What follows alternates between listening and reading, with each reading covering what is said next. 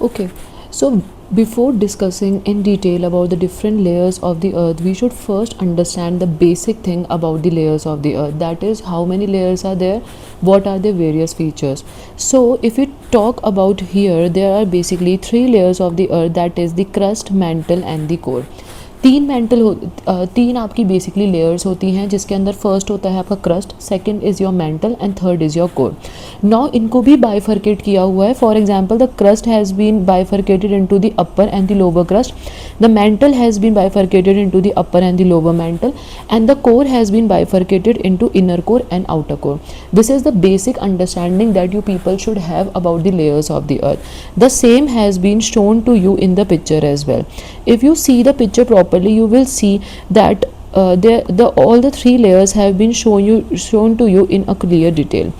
Right now यहाँ पे आपको एक दूसरी लेयर भी दिखाई जा रही है, that is called as the asthenosphere.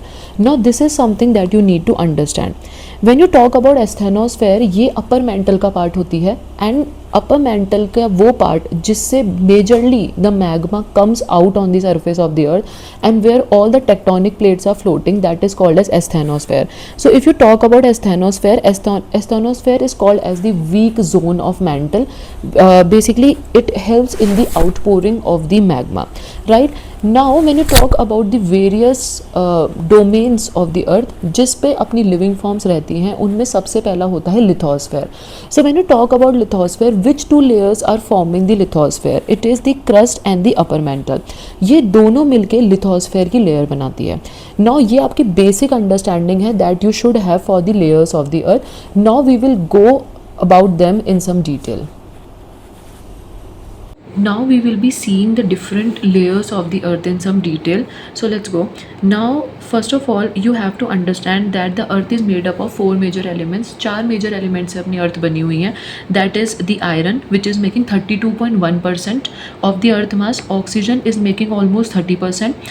Silicon is making almost 15%, and magnesium is making almost 13.9%.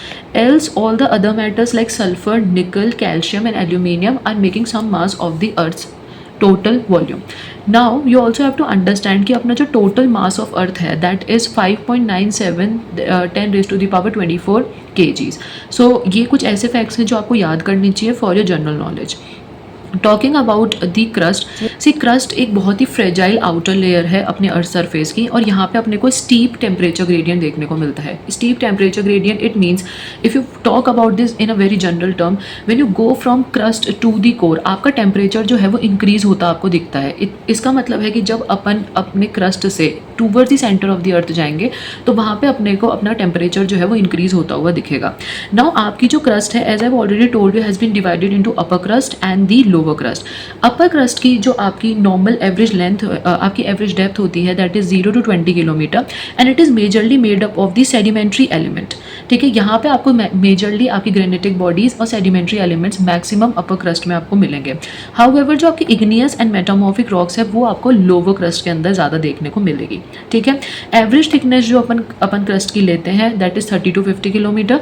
इसकी प्लानिटरी वॉल्यूम है 0.5 to 1% and planetary mass is less than 1%. Now here has been told about the temperature gradient. You should understand that when we are going from the earth's crust towards the core, तो आपको हमेशा अपना जो temperature है वो increase होता हुआ दिखता रहेगा. उसको अपन अपना टेम्परेचर ग्रेडियंट जो है वो बोलते हैं. ठीक है, अपना जो क्रस्ट है वो दो टाइप में अपने को और मिलता है, that is the continental crust and the oceanic crust. Right, अब इन दोनों की भी आपको you should know the specifications of both of these. When you talk about the continents, whatever continents we are seeing here, they are part of the continental crust. ये अपने basically thick होते हैं, and अगर इसमें भी अपन differentiate करें तो basically जो अपने माउंटेनियस एरियाज़ हैं वहाँ पे आपको continental crust is much thicker, it is almost 50 to 70 kilometre. And जब अपन अगर अपने अगर अपन अपने प्लेन एरियाज़ की बात करते हैं तो वहाँ पे वो थिन होता है. इसकी जो मेजर कंपोनेंट्स हैं जो अपने कॉन्टिनेंटल क्रस्ट बनाते हैं that is silica and aluminium. That is why this particular layer is also called as the CR. right? Next is the oceanic crust. Oceanic crust basically is much thinner than the continental crust. It means it is approx 5 to 30 kilometers in thickness. And यहाँ पे जो component जो majorly आपके oceanic crust बनाते हैं, it is basically silica and magnesium. That is why it is also called as sima. So this is something that you should know properly about the oceanic and the continental crust, right? Next, when we go towards, as I've already told you that there are certain boundaries between different layers, so these will be called as discontinuities. ठीक है, यहाँ पे आपको दो major discontinuities के बारे में बता रखा है. अगर अपन पहले अपर क्रस्ट और लोअर क्रस्ट के बीच की बाउंड्री की बात करें, it is known as Conrad discontinuity, and the second one is called as Moho discontinuity, which is separating the crust from the mantle. So this is something that you should keep in mind about the discontinuities कि कौन सी boundary किस दो layer को differentiate कर रही है, right? Now when you talk about the lithosphere, अपने को कुछ चीज़ें बहुत अच्छे से क्लियरली पता होनी चाहिए, upper mantle, lower mantle, and how which layers are forming the lithosphere. सबसे पहले अपन अपर मेंटल की बात कर लेते हैं.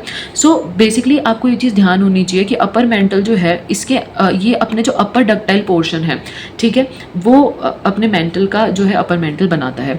ठीक है, सो मेंटल में अगर अपन ऊपर वाला जो पार्ट देखेंगे that will be formed by the upper mental, and जो लोअर मेंटल है it is the transition zone between the core and the mental boundary, right? Now here it has been told you about lithosphere. So lithosphere is a domain of earth where basically all the living beings exist. So lithosphere जो है वो क्या होता है, अगर अपन उसके दो major layers की बात करें तो entire crust plus the uppermost part of the mantle will form the lithosphere. तो ये आपको अच्छे से याद रखना है that crust plus upper mantle, ये दोनों जो मेजर आपकी लेयर्स हैं, they are forming the lithosphere, right? Now यहाँ पे आपको एक और नया नेम दिख रहा होगा, that is called as asthenosphere.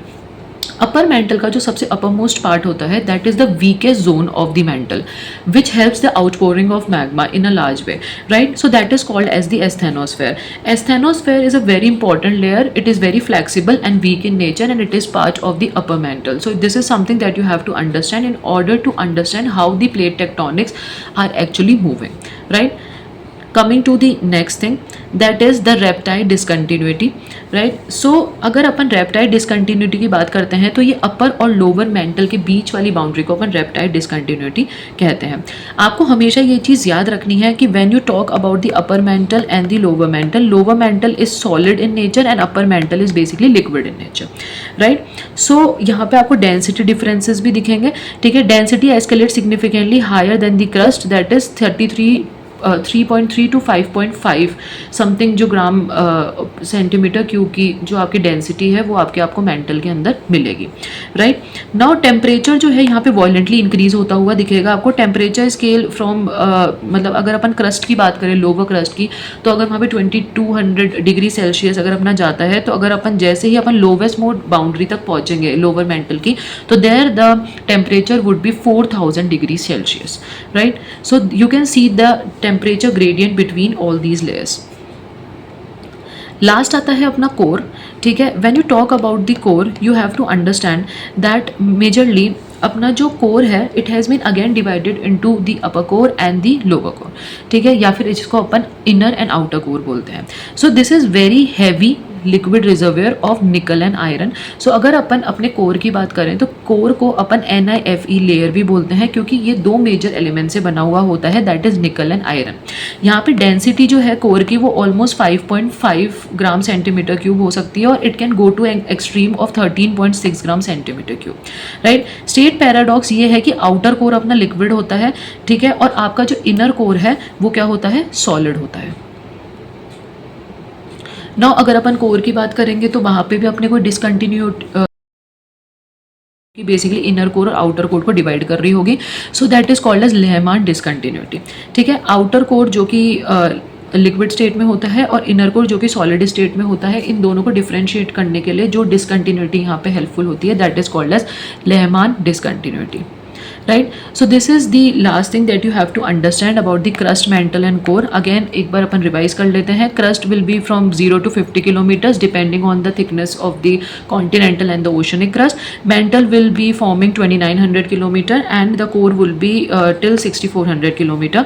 यहाँ पे आपकी डेंसिटी जो है वो पीक पे जाती है आपकी कोर पे, that can go up to 13.6 gram centimetre cube, और when you go towards the outer core, you will see that the temperature is reaching almost 4000 degrees Celsius, right? And there are various discontinuities which have been already told to you.